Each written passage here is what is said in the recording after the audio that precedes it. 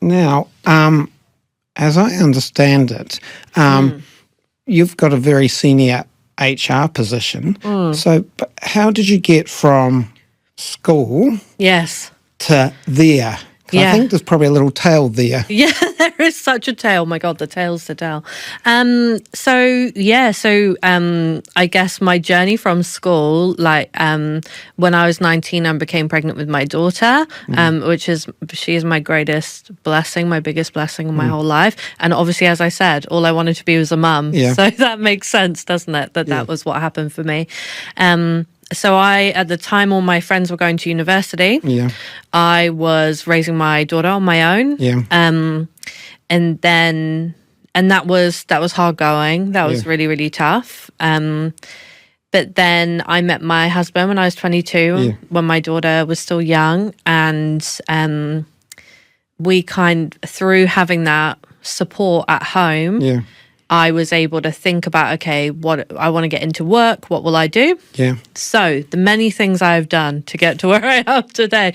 So I first trained as a teaching assistant in the UK, which it's a little bit different to a teacher aide here in that you have to do a year-long program in a school. Yeah. So you have to have a certain number of contact hours with children in the classroom, and you have to have taken a qualification to do it. So I did that. Yeah.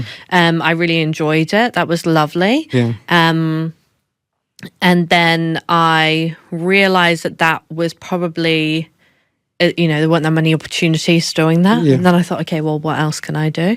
So because I'm dyslexic and I find numbers a bit easier than words, I thought finance, that sounds like something I would do. Yeah. I can't tell you how much I annoyed everyone I worked with when I worked in finance. I'm trying to apologize to all of my previous colleagues because it was not the career for me. But it helped me. So I got my first job in finance and working for the county council in my hometown in the UK. Yeah.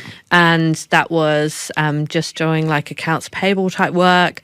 And then when we moved to New Zealand, I had to work. We both had to work so that we could live, obviously, and full time. So I did some temp jobs and fixed term roles, all in finance.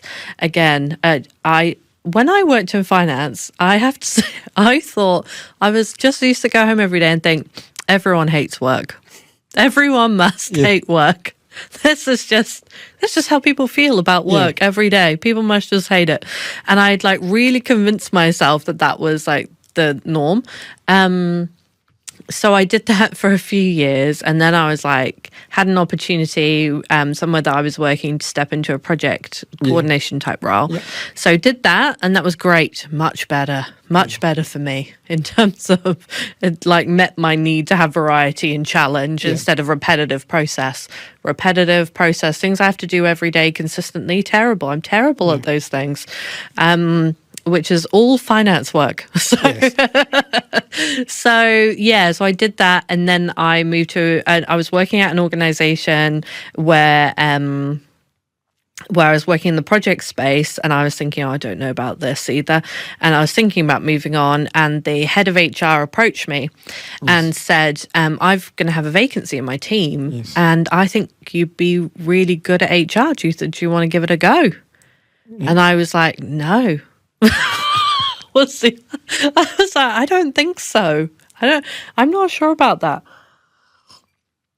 And so I went home, thought about it, and thought, why not?